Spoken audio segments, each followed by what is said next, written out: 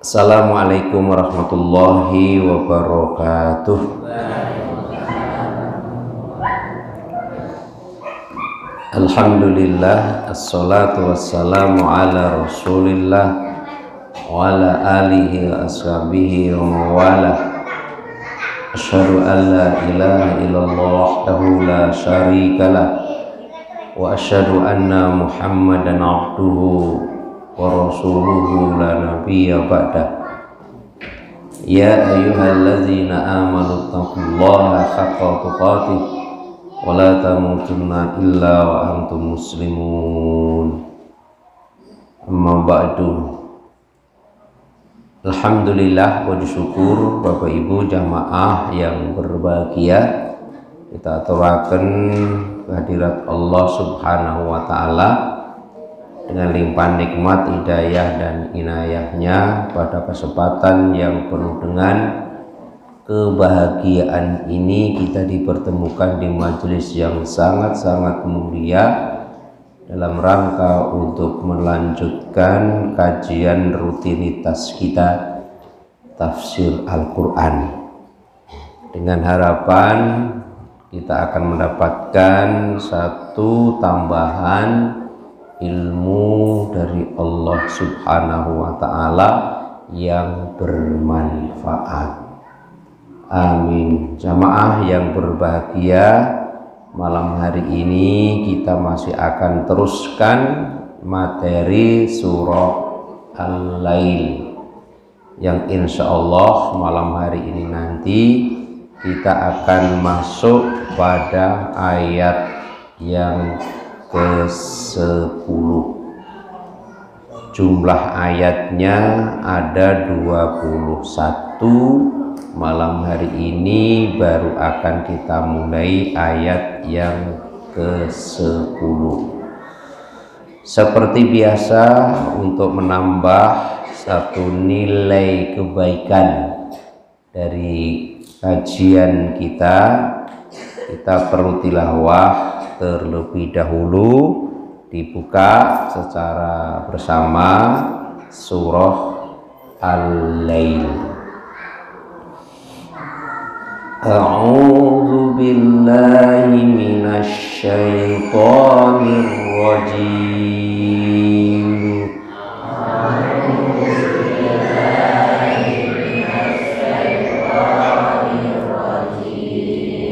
Bismillahirrahmanirrahim.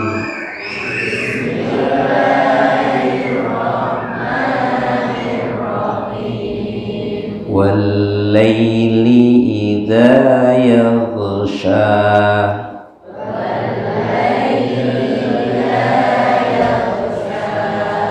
Wan-nahari idza tajalla.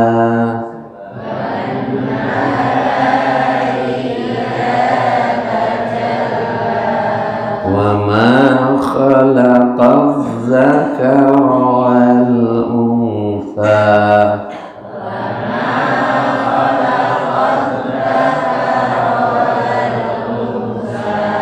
Inna sa'yakum lasyatta.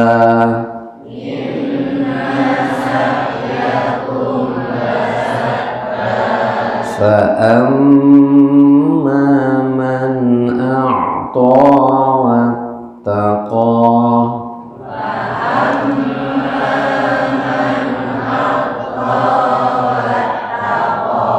Wa saddaqa bil husna.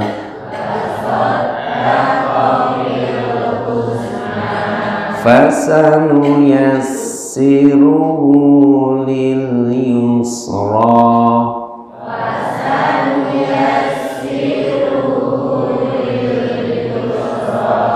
Wa amma man bakhila wastaghna.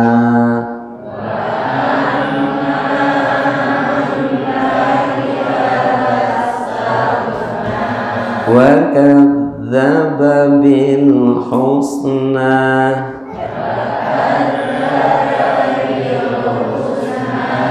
fasanuyassiruhu lil usra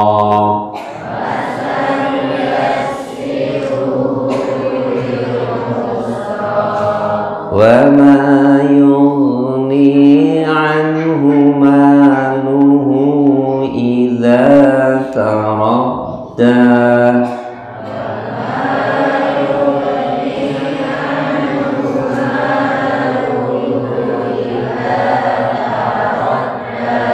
inna alayna lal huda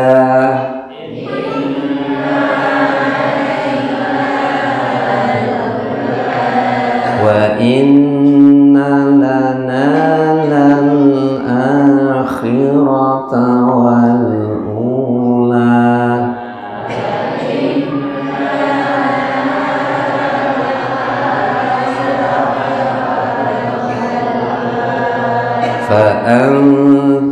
فأنذرتكم نارا تلظى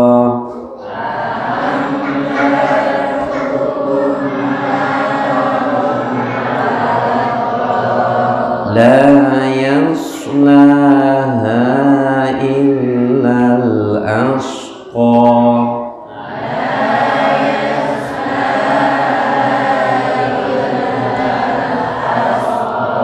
الذي كذب وتولى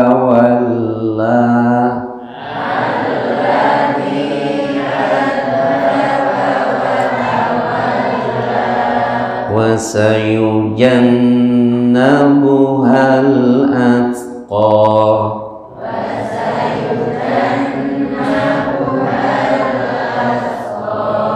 الذي يؤتي ماله يتزكى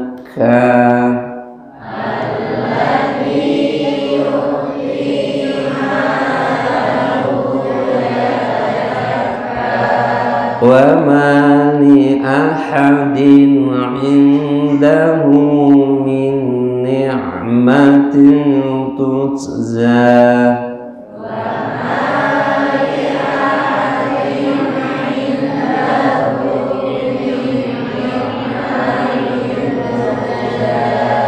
إلا ابتغاء وجه ربه الأعلى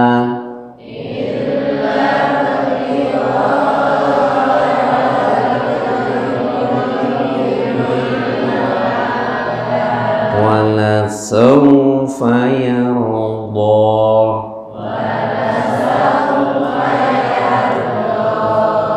Ibu jamaah yang berbahagia, pertemuan yang lalu kita telah bahas kelompok yang kedua. Siapa kelompok yang kedua yang dimaksud? Yaitu orang yang nantinya akan mendapatkan satu kesulitan dalam kehidupannya. Siapa? Dijelaskan oleh Allah dari ayat 8 dan ayat 9. Ayat 8 Allah katakan wa amma man bakhila wastaghna, yaitu orang yang bakhila. Apa bakhila? Bakhil.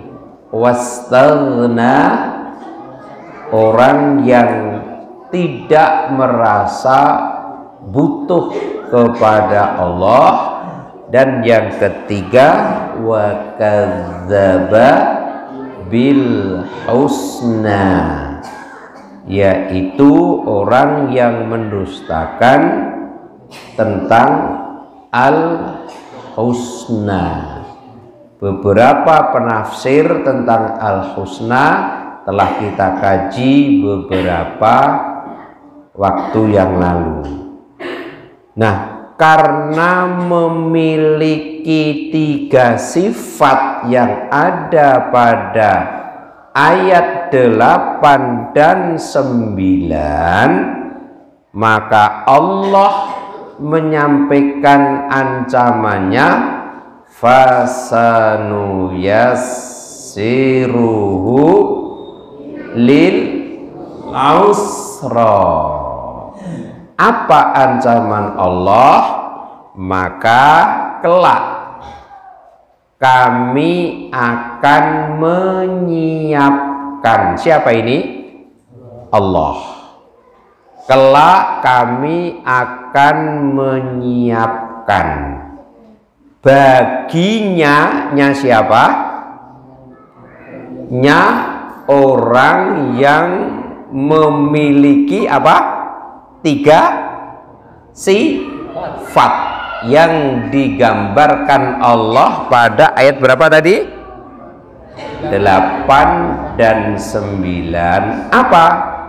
Yaitu jalan yang sukar, jalan yang sulit. Di mana?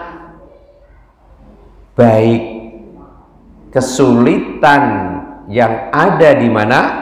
Di dunia, dan juga kesulitan yang ada di akhirat.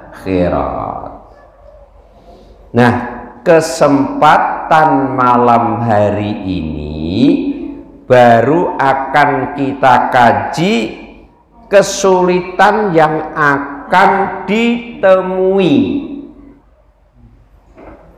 bagi orang yang memiliki 3 sifat tadi di dunia. Di dunianya, orang yang bakhil, orang yang tidak butuh dengan Allah, orang yang mendustakan al-husna,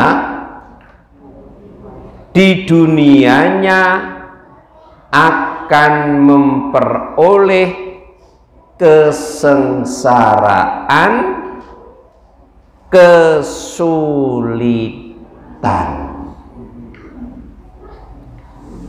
Hati-hati ini. Di dunianya orang yang memiliki 3 sifat tadi akan mendapatkan kesengsaraan dan akan mendapatkan kesulitan.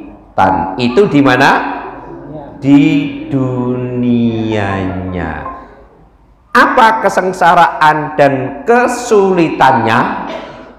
Nah, ini akan kita ketahui, yaitu dia akan mendapatkan dari Allah Subhanahu wa ta'ala itu gemar melakukan keburukan. Gemar itu apa? Seneng. Jadi orang yang memiliki 3 sifat di atas itu akan gemar melakukan keburukan. Orang yang bakhil akan mudah untuk melakukan keburukan. Orang yang merasa tidak butuh dengan Allah akan mudah melakukan keburukan. Pun pula orang yang tidak meyakini adanya al-husna, di samping gemar melakukan keburukan, juga gemar melakukan kemaksiatan, gemar melakukan dosa. Ini nantinya bangsa untuk melakukan keburukan maksiat, dosa, semangat. Karena gemar, seneng. Tapi sebaliknya mereka itu akan sulit untuk melakukan amal baik. Kiwis ngeklok. Jadi kon tumindak becik itu angel, melakukan kemaksiatan mudah.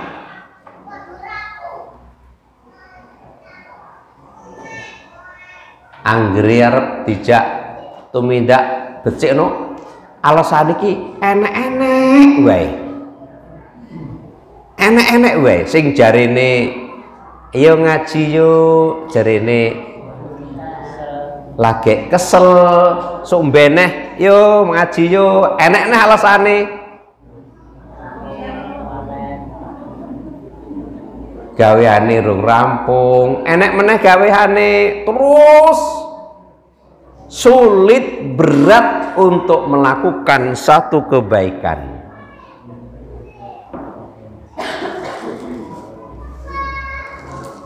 Ke masjid untuk sholat berjamaah rasane abot.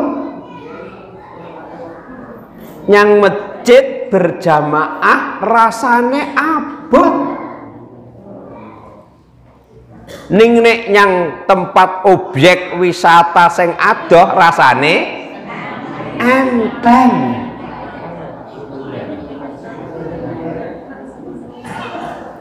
Ngelapangan kono enek pasar malam, karo masjid kene ngenekke pengajian, sing rame sing ndi? Sing rame pasar malam, rasane rene abot apa enteng? Abot. Itulah dampaknya orang yang bakhil, orang yang merasa tidak butuh dengan Allah, dan orang yang mendustakan al-husna.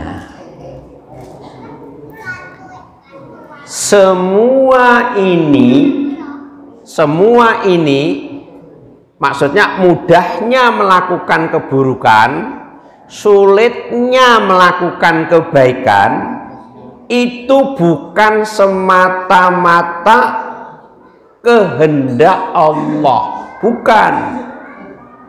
Semua itu ada sebabnya. Allah melihat sebabnya. Lah sebab itu yang menciptakan adalah siapa? Dirinya sendiri. Sehingga akan kembali kepada dirinya, balasan Allah sesuai dengan apa yang ada pada dirinya, kembalikan falin nafsi, balik kepada dirinya. Karena dia bakhil, dia tidak merasa butuh dengan Allah, mendustakan al-husna. Nah, itulah apa sebab yang menjadikan orang itu gemar melakukan keburukan dan sulit untuk melakukan kebaikan. Jamaah yang berbahagia, apa dampaknya? Lah ini apa dampaknya kalau orang itu gemar melakukan maksiat, gemar melakukan keburukan, dan gemar melakukan dosa? Apa dampak dalam kehidupannya? Nah, maka seperti tadi di awal, malam ini baru akan kita kaji dampaknya di dunia. Yang akan datang nanti akan dampaknya di akhirat. Apa dampaknya? Di dunia bagi orang yang suka melakukan kemaksiatan, melakukan keburukan dan dosa, kita nukil fatwa dari Ibnul Qayyim. Ibnul Qayyim Al-Jauziyah memberikan beberapa penjelasan dampak dari akibat orang yang biasa dan gemar melakukan maksiat, keburukan dan dosa. Apa? 1. Menjadikan hilangnya ilmu. Orang yang gemar melakukan keburukan, kemaksiatan dan dosa itu akan menjadikan hilangnya ilmu yang ada pada seseorang itu. Ilmu yang sudah dimiliki akan hilang. Namanya hilang itu mesti sudah dimiliki awalnya. Lah kok hilang? Hanya saja orang itu kalau kehilangan ilmu merasa gimana?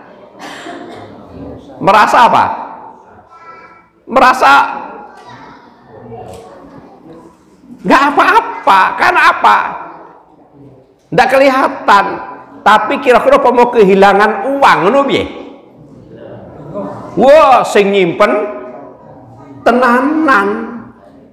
Engko ndak hilang. Tapi kalau agar ilmu itu tidak hilang, nah, nggak ada prioritas untuk menjaganya. Lah kata beliau Ibnul Qayyim, ilmu itu akan hilang dari seseorang karena maksiat, keburukan dan dosa. Beliau menyampaikan ilmu itu adalah cahaya. Ilmu adalah cahaya. Sing mestine awale apa?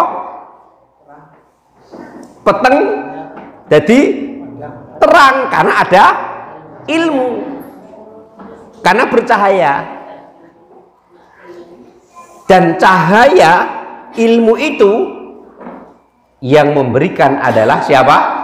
Allah Subhanahu wa ta'ala kepada setiap hati. Maka hati itu kalau diisi dengan ilmu akan cerah, akan bercahaya. Nah, perbuatan maksiat itu kata beliau akan memadamkan apa? Cahaya. Padahal cahaya tadi apa? Ilmu. Kalau cahayanya padam berarti ilmunya hilang. Hilang dari seseorang. Hanya apa? Karena maksiat. Karena dosa. Melakukan keburukan. Hati-hati. Ada satu kisah. Siapa? Imam Syafi'i. Imam Syafi'i. Kita faham. Imam Syafi'i itu punya satu hafalan yang sungguh amat luar biasa. Imam Syafi'i punya hafalan yang luar biasa. Diriwayatkan Imam Syafi'i itu sudah hafal Al-Quran umur berapa? Berapa? 7 tahun. 7 tahun sudah khotam hafal Al-Quran. 7 tahun. 7 tahun cah saiki ngono enjoh apa? Hah? Bisa makan. Bisa jajan some. Maka dikatakan punya hafalan yang luar biasa. 7 tahun itu sudah menghafalkan Al-Quran dan khotam. Bayangkan. Maka luar biasa.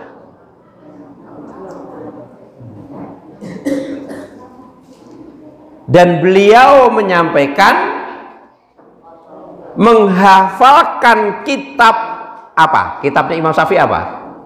Al-Muwatta. Menghafal kitab Al-Muwatta, satu kitab itu hafal ketika berumur 10 tahun. Bayangkan, 10 tahun hafal kitab Al-Muwatta. Hafal, bukan membaca, hafal kitab Al-Muwatta. Nah, apa kitab apa? Rada kitab apa?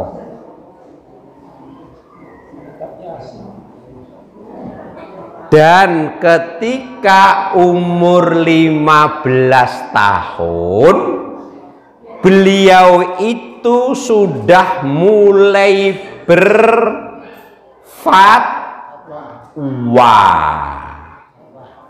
Udah berfatwa usia 15 tahun. Hafal Quran umur berapa?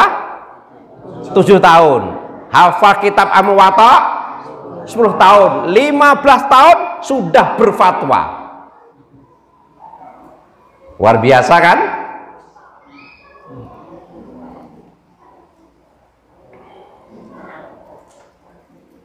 Namun kenapa hafalan beliau itu bisa terganggu? Pertanyaan besar. Iya, 7 tahun udah hafal Quran, 10 tahun kitab Al-Muwatta. Tapi mengapa hafalan beliau yang seperti itu terganggu? Ini ceritanya.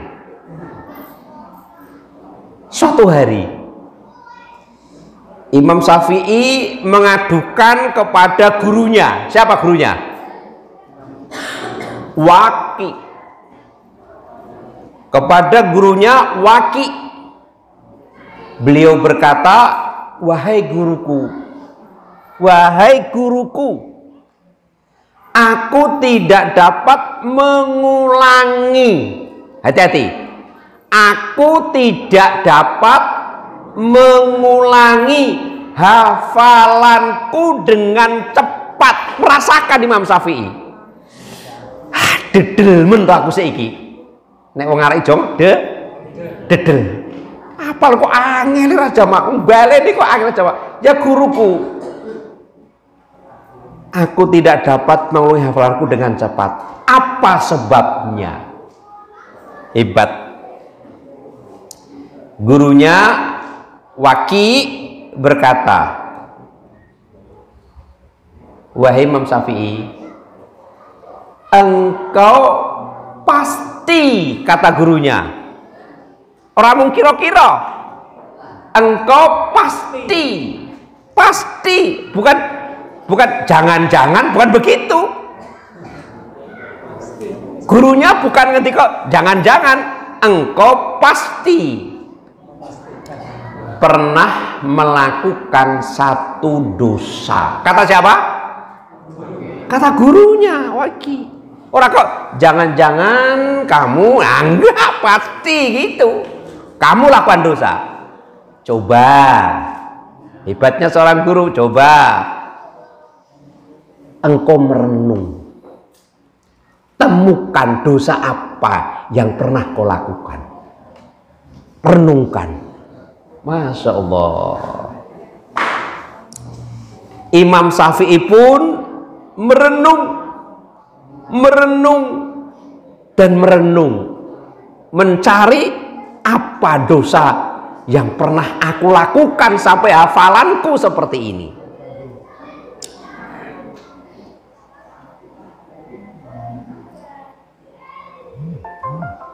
Akhirnya hasil renungan itu teringatlah Imam Syafi'i pernah suatu saat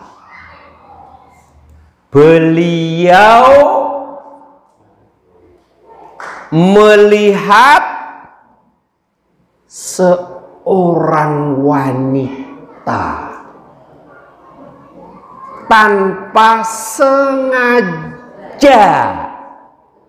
Saya ulang, melihat wanita tanpa sengaja yang sedang menaiki kendaraannya,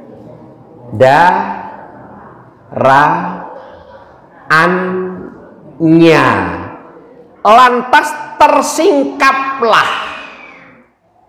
Loh, tadi nggak sengaja loh, nggak membidik loh, nggak ngincer loh Imam Syafi'i, hanya melihat wanita naik kendaraan, tersingkaplah pakaian bawahnya, nggak sengaja itu.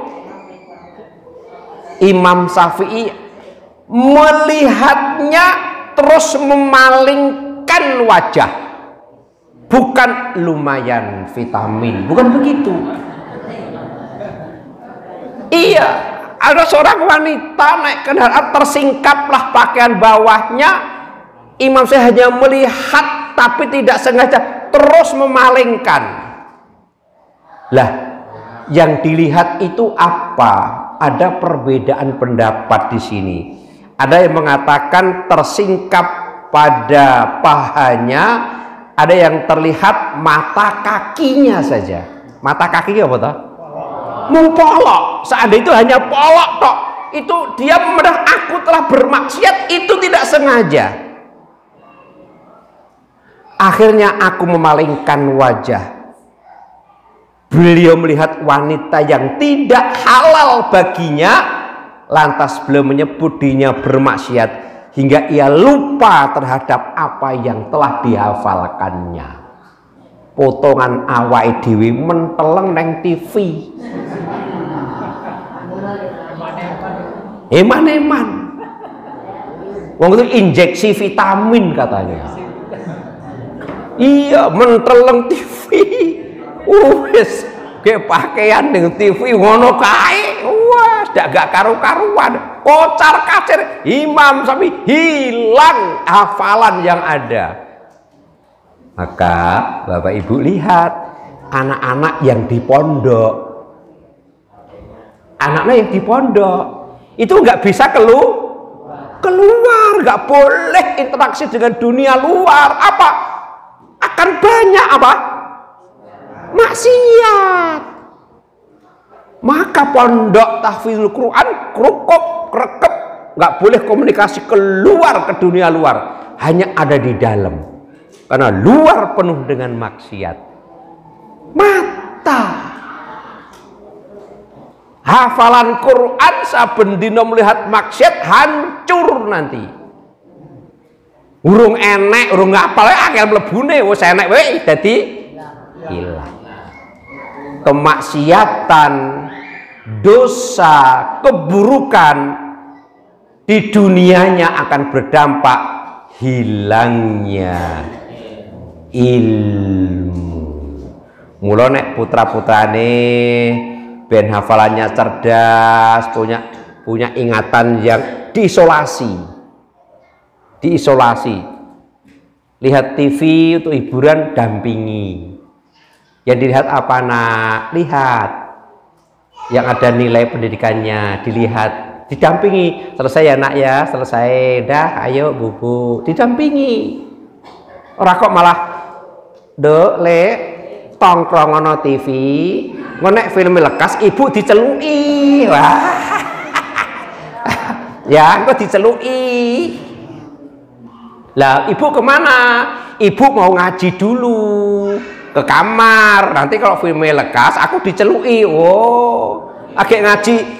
A'udzu billahi minasyaitonir rajim. Khusuk wae. Bismillahirrahmanirrahim. Khusuk wae. Alif lam mim. Bu, pilih lekas. Shadaqallahul azim. Mas.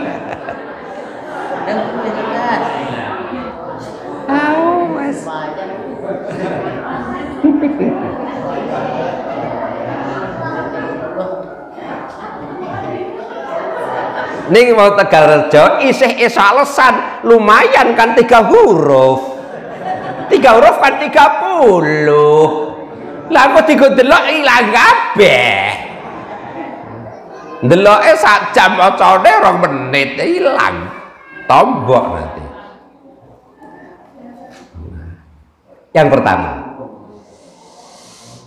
Yang kedua, akan ditimpa kesulitan hidup. Orang yang biasa bakhil, orang yang biasa lakukan satu keburukan, maksiatan, dosa, akan ditimpa kesulitan hidup. Hidupnya sulit.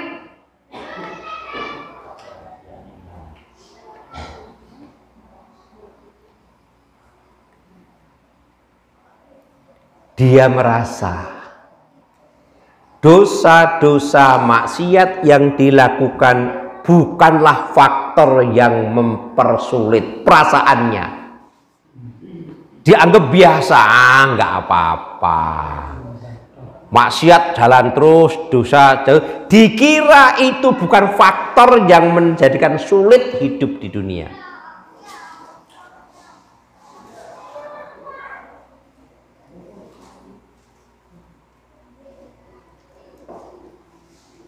Buka firman Allah surah Toha ayat 124.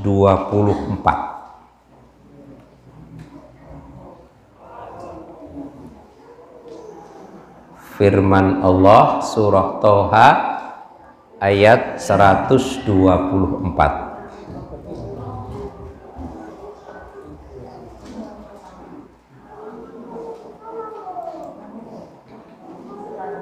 Surah Toha, surah yang keberapa Bapak Ibu? 20. Ayat 124. Waman a'rada an zikri fa inna lahu ma'isyatan dhanka.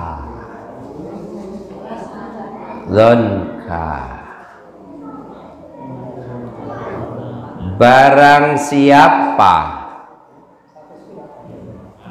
yang berpaling piye? Melengos,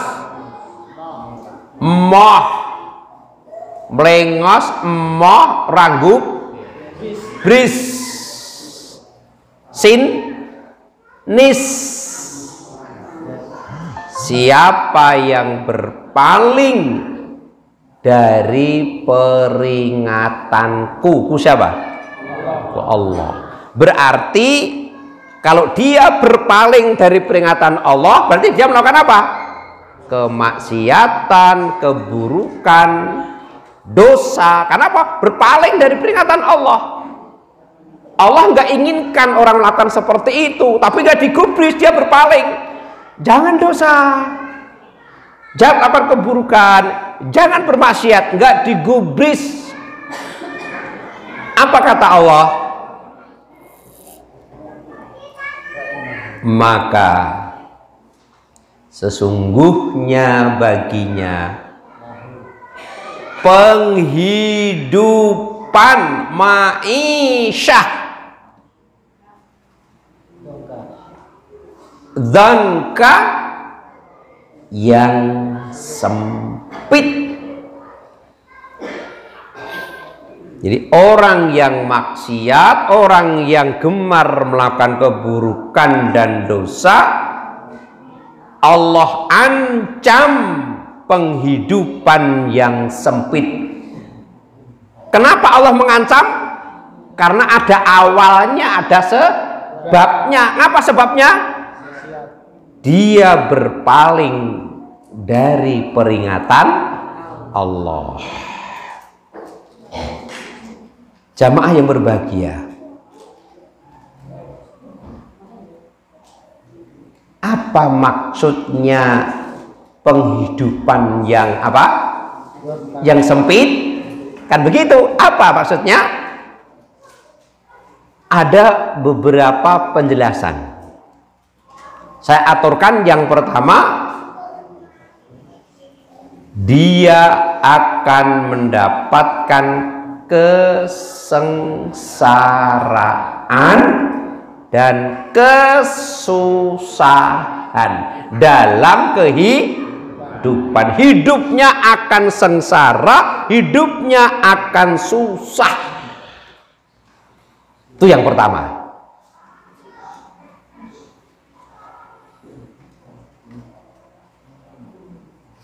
Penghidupan yang sempit, sengsara dan susah. Yang kedua, Ibnu Katsir memberikan satu penjelasan. Apa maksudnya ma'isyatan dzanka, penghidupan yang sempit? Beliau menyampaikan di dunia, kata beliau siapa? Ibnu Katsir, di dunia dia tidak akan mendapatkan ketenangan dan ketenteraman. Wes, hidup sempit itu dia tidak akan merasa tenang, dia tidak akan merasa tenteram. Berarti bagaimana? Hatinya gelisah, kata beliau, yang diakibatkan kesesatannya.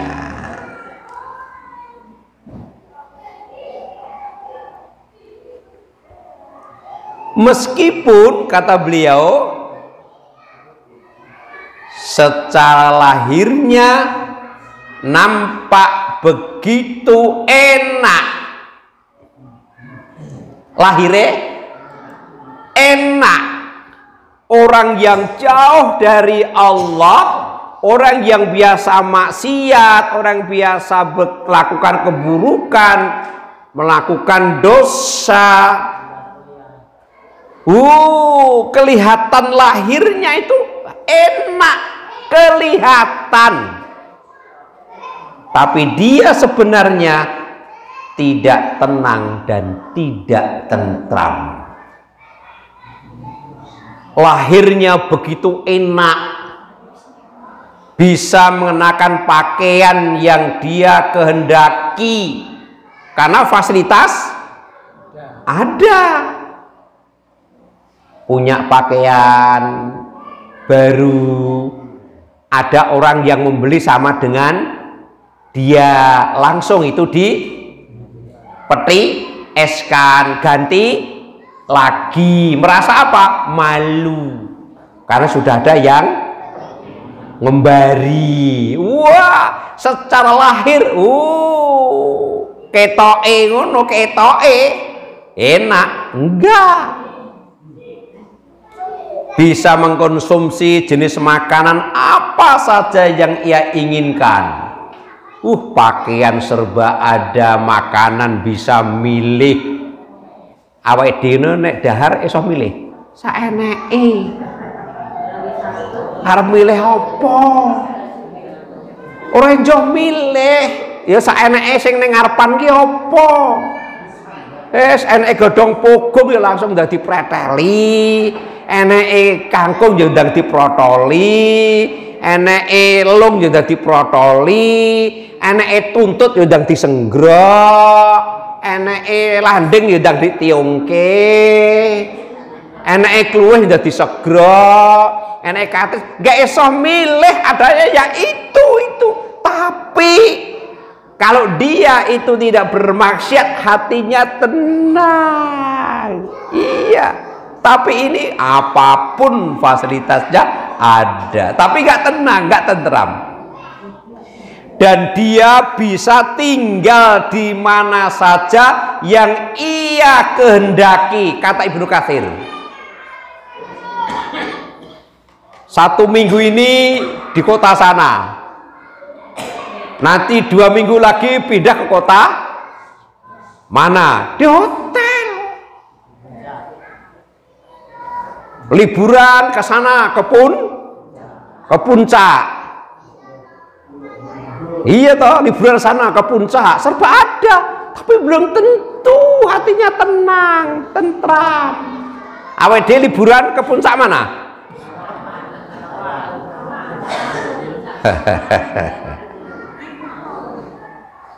Selama ia belum sampai kepada keyakinan dan petunjuk, maka hatinya akan senantiasa gelisah. Ini nggak bisa dipungkiri. Bingung, ragu, dan terus saja ragu. Itulah bagian dari kehidupan yang sempit, kata beliau Ibnu Katsir. Jadi bermaksiat, melakukan keburukan dan dosa akan ditimpa kesulitan hidup. Yang ketiga, di dunianya apa? Derajatnya jatuh di mata Allah Subhanahu wa ta'ala.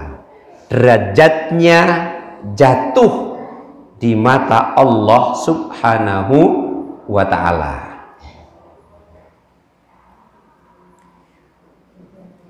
Jadi orang yang melakukan maksiat, kata Ibnu Qayyim, berada pada posisi yang rendah di mata Allah. Mata rendah di mata Allah.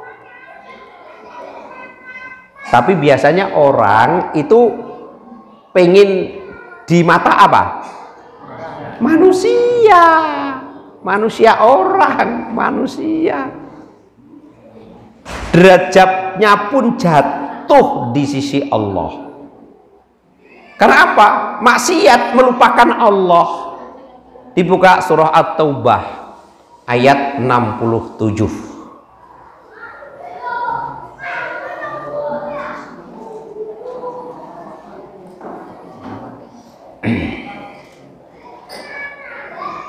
Surah At-Taubah ayat 67. Surah Taubah nur ayat berapa? 9.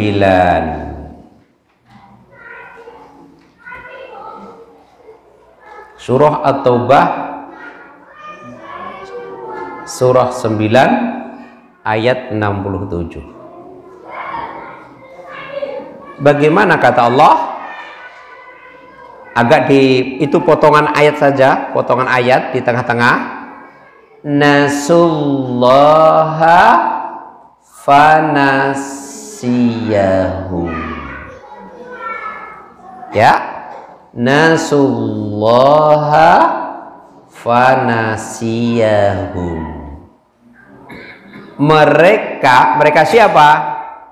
Orang-orang yang melakukan kemaksiatan itu lupa kepada siapa? Allah. Terus maka Allah gimana? Melupakan mereka. Kenapa Allah melupakan mereka? Sebabnya mereka dulu telah melupakan. Ada sebabnya, bukan semata-mata Allah melupakan mereka, enggak. Bukan tanpa sebab Allah melupakan. Nah, sebab itu yang menciptakan adalah dirinya sendiri. Akhirnya bagaimana? Allah tidak memberikan taufik. Nah, rendah akhirnya. Allah tidak memberikan taufik. Apa taufik? Apa taufik? Itu sudah pernah kita kaji dah. Taufik itu bagian daripada apa? Bagian daripada hidayah. Hidayah dulu ada berapa? Dua. Pertama al-irsyad, yang kedua taufik. Nah, apa taufik? Taufik itu pertolongan Allah untuk bisa mengamalkan. Nah, berarti orang yang biasa melakukan satu kemaksiatan itu Allah tidak akan beri taufik, maksudnya tidak akan memberikan satu pertolongan untuk bisa mengamalkan ilmu agama untuk menuju kebaikan. Enggak dibendung oleh Allah, rendah di mata Allah. Berat kan resiko di dunianya? Hebat kita temukan pada surah Al-Lail yang hampir sejak dulu terus kita baca, tapi begitulah isinya.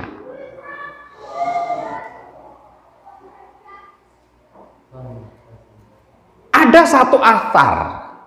Apa asar? Apa asar? Riwayat. Ada satu asar, ada riwayat. Apa? Ulama salaf yang menyebutkan pengaruh perbuatan maksiat. Luar biasa, ulama-ulama terdahulu itu benar-benar memperhatikan tentang kemaksiatan ini. Dari siapa? Ibnu Al-Jauzi.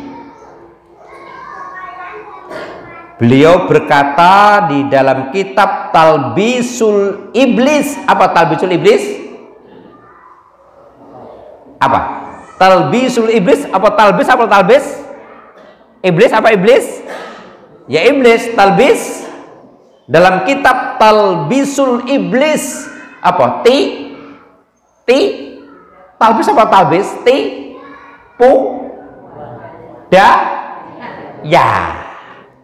Tipu daya iblis.